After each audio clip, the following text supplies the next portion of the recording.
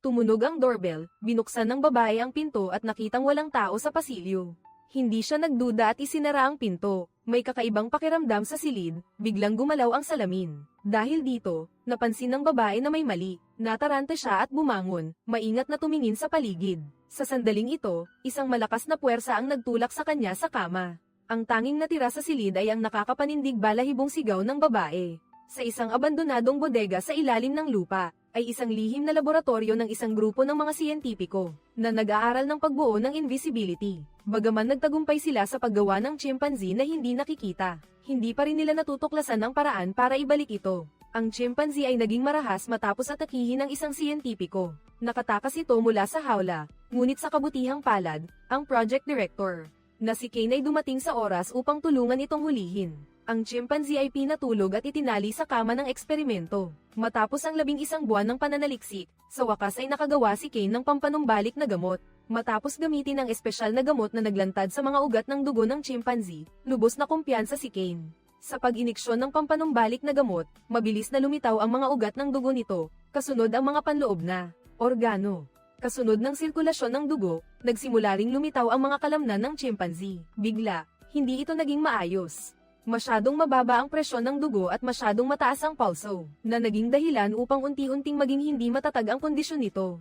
Nang makitang malapit ng mamatay ang chimpanzee, agad itong nidefibrillate ng babaeng doktor. Sa matinding pagsisikap ng lahat, sa wakas ay naibalik ang tibok ng puso ng gorilya.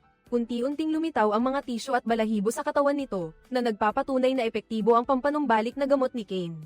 Hindi napigilan ng lahat ang pagpalakpak. Si Kane ay hindi lamang isang henyong siyentipiko, kundi isa ring mayabang na tao na ayaw ibigay ang kanyang napakalaking tagumpay sa militar. Kaya itinago niya ang progreso ng proyekto mula sa masusing pagmamasid ng kanyang mga kasamahan. Sa kabila ng kanilang pagtutol, sinimulan niya ang ikatlong yugto ng pagsubok sa tao. Si Kane ay napakaseryoso at kailangan niyang samantalahin ang pagkakataong ito, upang maging tanyag bilang ang namunguna. Kaya, siya ang unang nagboluntaryo na mag-inject ng invisibility serum sa kanyang sarili. Sa simula, walang gaanong naramdaman si Kane, ngunit pagkatapos ay nagsimulang uminit ang kanyang braso. Sa matinding sakit sa likod, nagsimulang manginig ang katawan ni Kane.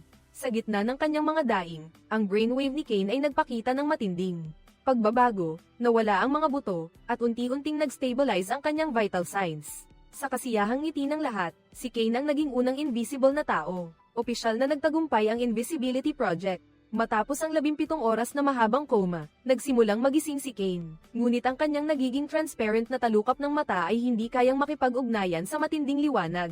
Malinaw na buhay pa siya, ngunit ang karanasan ng halos hindi pag-iral ay nagdulot kay Kane ng matinding kagalakan, at nagsimula pa siyang magbiro at mang-asar sa kanyang mga kasamahan. Ang tanging paraan para makita siya ay ang pagsusuot ng thermal goggles. Ang yugtong ito ay isinasagawa ayon sa plano pagkatapos ng 3 araw ng pagiging invisible. Sa loob ng 3 araw na ito, iiniksyonan si Kane ng gamot para sa paggaling. Ang mga miyembro ng team ay magpapalitan sa pagbabantay. Sinusubaybayan ang pisikal na kondisyon ni Kane sa loob ng 24 na oras. Si Linda ang unang nagbantay ngunit mabilis siyang nakatulog. Nagsimulang hindi mapakali si Kane na binabantayan.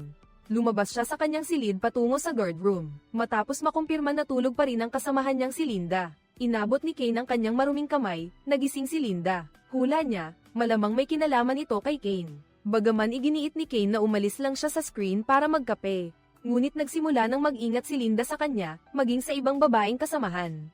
Kailangan pa ring magsuot ng thermal goggles kapag pupunta sa banyo, dahil ang isang mayabang na tulad niya, pagkatapos maging invisible, ay hindi masisiguro na hindi gagawa ng masama. Si Sarah ang dating kasintahan ni Kane.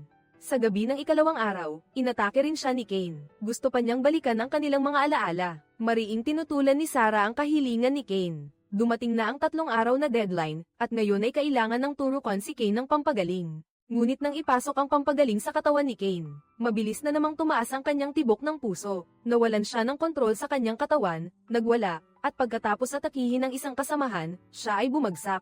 Agad siyang sinagip ng mga tao, at sa wakas ay naging stable si Kane. Ngunit ang kanyang katawan ay nagsimulang maging invisible. Ang taong ito ay isang henyong siyentipiko, na kusang loob na ginamit ang kanyang sariling katawan bilang eksperimento. Ngunit hindi inaasahan na sa paggaling ay haharapin niya ang hindi inaasahang panganib. Nabigo ang proyekto sa huling hakbang, labis na nag-aalala ang 6 na miyembro. Kapag nalaman ito, masisira ang kanilang kinabukasan. Ngunit hindi ito pinansin ni Kane, iniisip niyang hawak na niya ang lahat, upang siya ay makapamuhay ng normal, at upang hindi na matakot ang kanyang mga kasamahan. Gumawa sila ng isang espesyal na kasuotan para sa kanya. Kaya, si Kane ay nakasuot ng damit at salamin sa mata, kahit papaano. Hindi na rin kailangang mag-alala ng mga babaeng kasamahan. Sa totoo lang, tinanggihan ni Sarah si Kane dahil kasama na niya ang kasamahan niyang si Matthew. Patuloy pa rin siyang nagsasaliksik ng panggamot, ngunit wala siyang henyong utak tulad ni Kane. Lumipas ang 10 araw ngunit wala pa ring pagbabago sa panggamot. Ang mga eksperimento at pagbabakuna araw-araw ay nagdulot ng pagbagsak ng kalooban ni Kane. Ang laboratorio na dating ipinagmamalaki niya, ay naging bilangguan na niya ngayon. Pagkatapos ng walang katapusang pagkabalisa, nagdahilan si Kane na umuwi para kumuha ng gamit.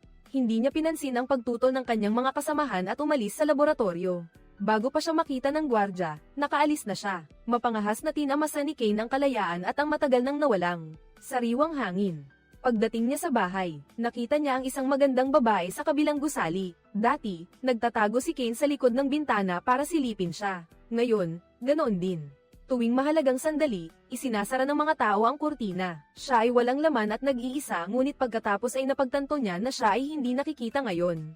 Kung habarin lang niya ang kanyang damit at holster, magagawa ba niya ang anumang gusto niya? Katatapos lang maligo ng babae nang marinig niya ang katok sa pinto. Isinusuot lang niya ang kanyang bathrobe at tumingin sa peephole. Walang tao, akala lang niya ay isang biro, ngunit pagtalikod niya, tumunog muli ang doorbell. Binuksan niya ang pinto sa pasilyo ngunit wala siyang nakita. Wala siyang magawa kundi isara ang pinto, ngunit hindi niya alam na may isa ng tao sa silid. Biglang umalag ang salamin sa vanity table, na agad siyang pinag-alala, ngunit huli na ang lahat. Si Kane, na malapit nang makatikim ng tamis, ay nagsimulang kumilos. Pagkatapos ay itinulak niya ang babae pababa. Sa sandaling ito, nalaman ni Sarah ang nangyari. Mabilis na umalis si Kane sa laboratorio at nagpunta sa kanyang bahay. Ngunit nakita lamang ang mga damit at leather case na hinubad ni Kane. Lubos na nagtago si Kane sa dilim, at imposibleng mahanap siya. Sa kabilang gusali, matapos maglabas ng galit si Kane, nakita niyang nasa bahay niya si Sarah. Naghilamos siya, at nang tumingin siya sa salamin, nawala siya agad. Muling lumitaw ang masasamang iniisip sa kanyang isip. Kasabay nito, ang lahat ng miyembro ng laboratorio, ay naghanda ng umalis. Kailangan nilang ibalik si Kane bago pa may makakita sa kanya. Nang handa na ang lahat, muling lumitaw si Kane. Sinabi niyang umuwi lang siya para kumuha ng ilang personal na gamit. Ngunit bawat salitang sinabi niya, walang naniwala. Ngayon, hindi na mainitan ang ulo ni Kane. Sa halip, lubos siyang nalulugmok sa kamanghamanghang karanasang ito. Hindi makatakas, paulit-ulit na nag-iisip at nagkalkula si Matthew. Lahat ng pag-asa ni Kane ay nawala dahil upang makapagpatuloy sa kalayaan. Ginamit ni Kane ang kanyang talino habang hindi handa ang kanyang kasamahan. Nagpasok siya ng lumang video sa surveillance camera. At pagkatapos ay lumabas ng silid ng mayabang, ang video ng kanyang pagtulog ay hindi magdudulot ng hinala sa iba. Ginamit ni Kane ang isang maginhawang paglipat ng pwesto para makalabas. Sa pagkakataong ito, ang target niya ay ang dating kasintahan na si Sarah. Hindi niya inaasahan na matuklasan ang lalaking palagi niyang binabanggit. Si Matthew Kane pala ang dahilan kaya winasak niya ang sariling bintana at umalis.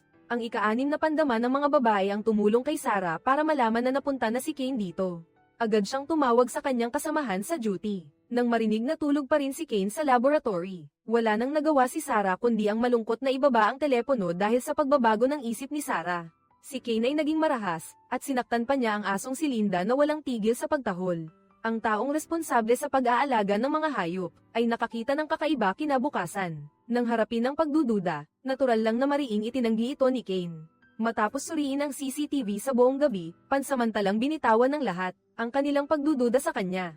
Sa gabi, mag-isa si Sarah sa bahay. Nakita niya ulit ang bakas na pumunta rito si Kane. Sinubukan niya ang lahat para pilitin siyang lumabas, ngunit laging iniiwasan ni Kane. Nagmamadaling kinuha ni Sarah ang kanyang jacket, isinara ang pinto at tumakbo palabas. Mabilis siyang nagmaneho patungo sa laboratorio. Bagamat ipinapakita pa rin ng CCTV ang imahe ni Kane na natutulog, diretso pa rin si Sarah sa kanyang silid tulugan. Ang pakiramdam ng walang laman na kama ay nagpahiwatig sa kanya na niloko siya ni Kane. Ngunit kasabay nito, natuklasan din niya ang hard drive na naglalaman ng mga lumang recording. Nagsimulang mawala sa kontrol ang lahat. Agad na tinawagan ni Sarah ang lahat ng miyembro ng koponan. Sumipol si Kane habang naglalakad pa uwi, natuklasan niyang nabunyag ang kanyang panloloko. Mabilis siyang tumakbo patungo sa laboratorio. Sa sandaling ito, sinabi ni Sarah sa lahat, siya at si Matthew ay magkasamang magsusumbong nito sa komisyon. Mas mabuti nang maparusahan ng husto kaysa hayaan siyang magkagulo. Sinundan siya ni Kane, na hindi nakikita, hanggang sa bahay ni Commissioner Kramer.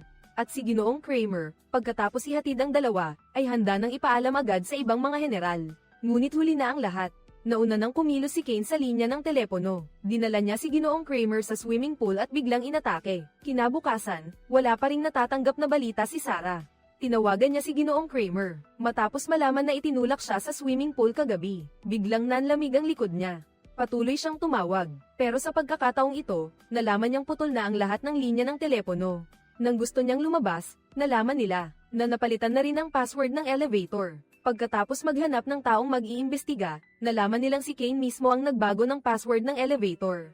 At sa kwarto ni Kane, mayroon lang mga damit at leather mask. Naiintindihan ng lahat na maaari lang silang umasa sa thermal goggles. Pero wala silang nakitang anumang bakas. Ang boses ni Kane ay umalingaw-ngaw sa radyo. Ngayon, itinuturing na niya ang sarili bilang isang Diyos. May ganap na kontrol. Bigla, napansin ng lahat na nawawala ang huling babaeng itim. Sa pamamagitan ng thermal imaging, nakita nila ang isang figure sa loob ng aparador.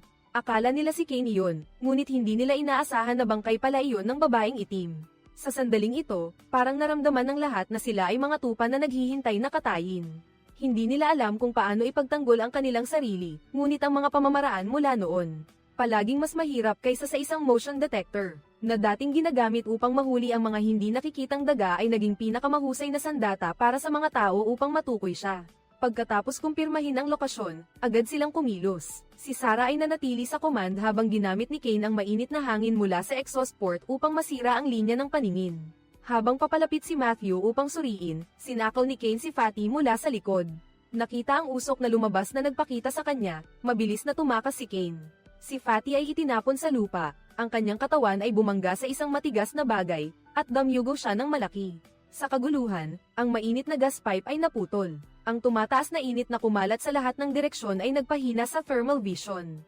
Na matukoy ng eksakto ang lokasyon ni Kane. Naubusan ng bala si Matthew, kaya ginamit niya ang usok mula sa fire extinguisher. Nakita niya ang gumagalaw na anino ni Kane. Pagkatapos magbitiw ng masasakit na salita ang dalawang magkaaway, nagsimula silang maglaban. Ang resulta, syempre, ay si Kane, ang nanalo dahil sa kanyang ganap na kalamangan. Nang iligtas ang kanyang kasintahan, kumari pa si Sarah para hilahin si Matthew, habang sinamantala ni Frank at Linda ang pagkakataon para iligtas si Fatty. Nang makitang halos mawalan ng malay si Fatty dahil sa dami ng nawalang dugo, sinabi ni Linda kay Frank na idiin ng mahigpit ang sugat, habang siya ay pilit na naghahanap ng paraan para magbigay ng dugo. Gayunpaman, matapos dalhin ni Linda ang bag ng dugo para iligtas ang buhay ni Fatty, ay ikinulong siya ni Kane sa kwarto dahil sa desperasyon. Wala nang nagawa si Linda kundi ibuhos ang lahat ng dugo sa sahig. Ngunit hindi naman ganoon katanga si Kane para basta na lang tumapak dito. Bago pa man makalabas si Linda, binigyan siya ni Kane ng malakas na suntok. Pagkatapos ay ginamit niya ang baril na pang-anesthesize sa kanyang kamay at binaril sa dibdib si Linda. Direkta niyang binali ang leeg nito. Sa puntong ito, patay na rin si Fatty. Ang tatlong tao, sina Sarah, sina Matthew at Frank ay nakahanap lang ng ibang daan palabas. Ngunit ang tahimik na si Kane ay mabilis at tumpak na kumilos. Ginamit niya ang bakal na baras para saksakin si Frank hanggang mamatay at sinaksak din si Matthew. Pagkatapos ay ikinulong niya sina Sarah at Matthew sa malamig na imbakan at ibinaba ang temperatura. Pansamantalang nagawa lang ni Sarah na bendaan ang sugat ni Matthew, ang pangunahing karakter. Hindi siya kailanman uupo at maghihintay na mamatay. Ginamit niya ang mga magagamit na materyales upang lumikha ng isang napakalakas na magnetic device. Sa matinding pagnanais na mabuhay, sa wakas ay nabuksan niya ang bakal na pinto mula sa loob. Pagkatapos ayusin si Matthew, kailangan niyang patayin ang demonyo. Samantala, matagumpay na nagamit ni Kane ang iba't ibang kemikal upang makagawa ng napakalakas na improvised bomb. Naitakda na rin niya ang countdown. Pagkatapos ng 5 minuto, masisira ang buong laboratorio. Ang lahat ng data ng eksperimento ay mawawala rin. Masayang-masaya si Kane habang papunta sa elevator para umalis nang biglang si Sarah ay biglang tumakbo at sinunog ang balat ni Kane, na nagdulot sa kanya ng matinding sakit, at gumulong-gulong sa lupa habang sumisigaw. Bumangon siya at pilit na tinanggal ang natitirang balat sa kanyang katawan. At muling naglaho sa harap ni Sarah para mawala ang invisibility ni Kane. Binuksan ni Sarah ang fire extinguisher, kahit hindi na nakatago si Kane. Pero inatake pa rin siya ni Kane mula sa likod. Dahil sa karahasan ni Kane, walang lakas si Sarah para lumaban. Sa kritikal na sandali, lumitaw si Matthew mula sa likod at sinuntok ng malakas si Kane. Gusto niyang lumaban, ngunit sa kasamaang palad, nakuryente siya at bumagsak sa lupa. Sa puntong ito, 27 segundo na lang bago ang pagsabog. Ang dalawang tao ay makakatakas lamang sa pamamagitan ng shaft ng elevator. Nang matapos ang countdown, isang malakas na pagsabog ang naganap. Mabilis na kumalat ang nakakatakot na apoy sa elevator shaft. Isang elevator na nawalan ng kontrol ang bumulusok patungo sa dalawang tao. Maswerte ang dalawang tao na nakaligtas, at inakala nilang tapos na ang lahat. Ngunit hindi nila inaasahan na buhay pa si Kane, at mahigpit niyang hinawakan si Sarah. Dalawang tao ang bumagsak, na naging dahilan para bumaba muli ang elevator na sira na. Gamit ang huling halik bilang dahilan, sinubukan ni Sarah na patatagin ang sarili at pagkatapos ay malakas na sinipa pababa. Si Kane ay sumisigaw na bumagsak sa dagat ng apoy sa ibaba pagkatapos ayusin ang lahat. Si Sarah at Matthew ang naging tanging nakaligtas sa proyekto. Ang sikreto ng hindi nakikitang tao ay nawala rin kasama ng pagsabog. Pagkatapos ay dumating ang bahagi 2. Isang medikal na doktor na nagngangalang David ang namatay nang hindi inaasahan sa isang party. Si Police Frank at ang kanyang kasamahan ang humawak sa kasong ito. Maaari niyang kumpirmahing ito ay isang pagpatay. Pero paano nagawa ng salarin ang krimen? At nakatakas sa pinangyarihan, naguluhan si Frank. Sa sandaling ito, dumating ang militar upang sakupin ang kaso. Bumalik si Frank sa istasyon ng pulisya na hindi nasisiyahan. Pagkatapos ay inutusan siya ng kanyang superior na protektahan, ang biologist na si Maggie Dalton.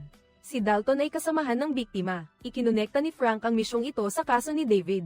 Ngunit hindi niya ito masyadong pinansin dahil sa kanyang kaalaman. Walang sino man ang naglakas loob na gumawa ng anuman kapag may pulis. Ang mga masasamang iyon ay naghahanap lang ng butas. Ikaw at ang kasama mo ay tagapag-alaga lang. Mula noon, si Frank ay naiinip sa kotse, nagbabantay habang ang kasama niya ay pumasok sa bahay ni Maggie.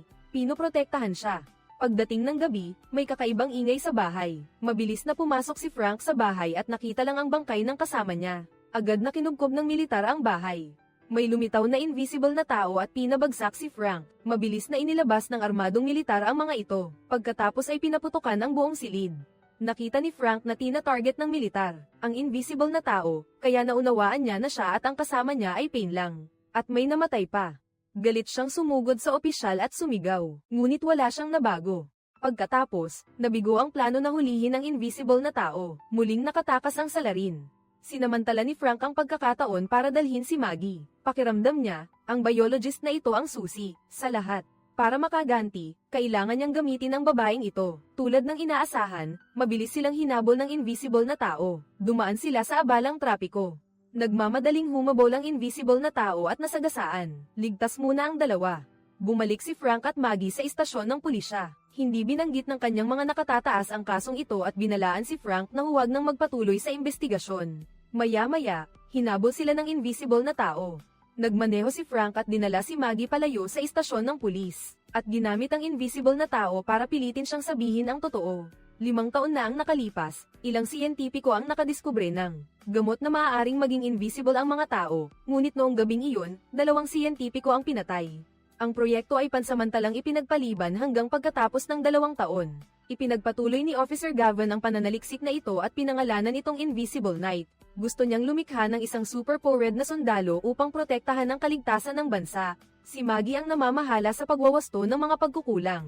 Ang gamot ay matagumpay na nagawa, ngunit may malaking epekto. Ang molecular structure ng invisibility drug ay sisira sa mga sel ng katawan. Gumawa si Maggie ng painkiller para maiwasan ang pinsala. Sa pagpupursige ni Gavin, naging maayos ang human experiment. Isang sundalo na nagngangalang Michael ang naging invisible. Ngunit hindi kayang soulless yunan ng painkiller ang problema sa mahabang panahon. Kailangan itong iturok ng matagal. Hindi nagtagal, ipinaalam kay Maggie na nawalan ng bisa ang painkiller. Nawala rin si Michael, nabigo ang eksperimento, ngunit ngayon ang hindi nakikitang tao ay muling lumitaw. Kasabay nito, hinahanap niya si Maggie na nag-imbento ng painkiller. Malinaw na niloko siya ni Gavin, hindi nabigo ang eksperimento, mas naging lihim lang ito. Hindi nawala ang bisa ng painkiller ni Maggie. Ayaw lang ni Gavin na makialam ang isang biologist na nagmula sa militar. Ano ba talaga ang nangyari sa loob ng 2 taon? Na naging dahilan upang ang isang sundalo ay maging isang mamamatay tao. Ang mga salita ni Maggie ay nakatulong kay Frank na malaman ang bahagi ng katotohanan. Pero mas mahirap intindihin ang lalaki. Sa kabilang panig, natuklasan din ng militar ang pain. Tumakas si Maggie at hindi nasisiyahan sa reaksyon ng pulisya. Direktang inutusan ni Frank ang paghahanap sa dalawa.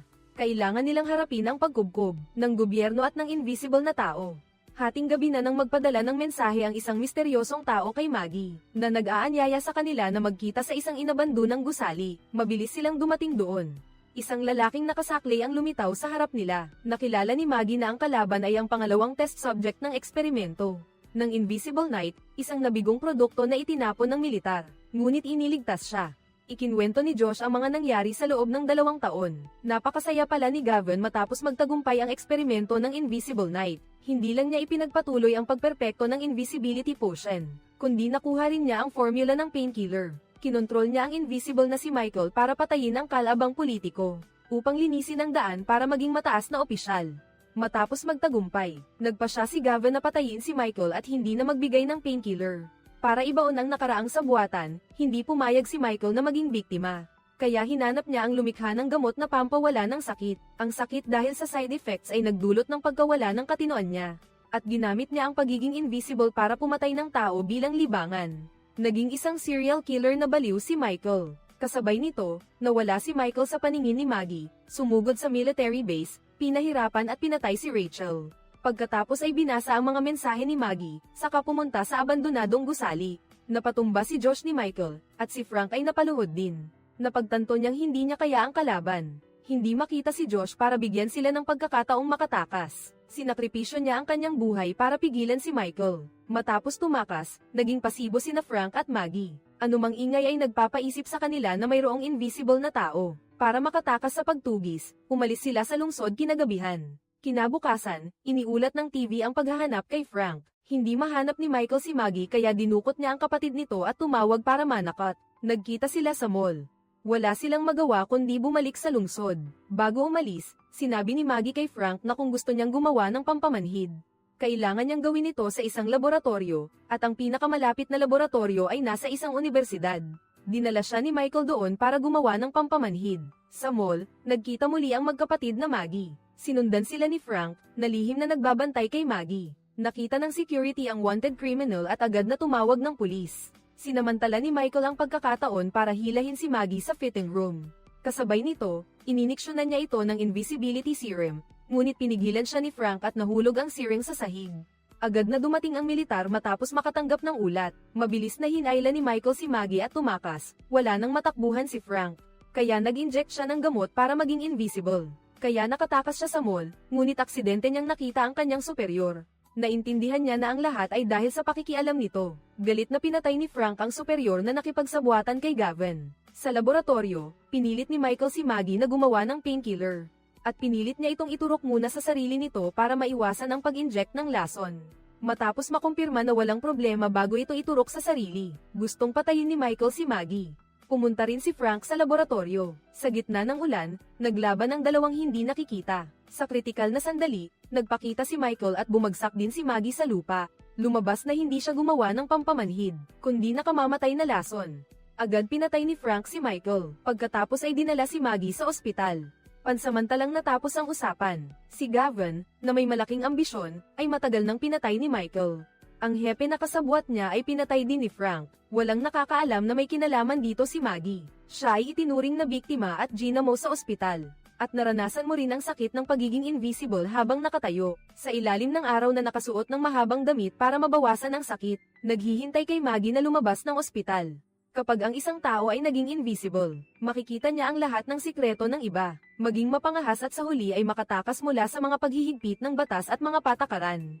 Lumampas sa hangganan ng moralidad ng tao at naging alipin ng pagnanasa. Pero sa kabilang banda, kapag may nakakuha ng superpowers, sa sitwasyong walang pumipigil, makokontrol ba ng taong iyon ang kanyang pagnanasa? Ito ay isang tanong na dapat pag-isipan. Dito nagtatapos ang pelikula. Salamat sa inyong pagsubaybay. Paalam at hanggang sa muli.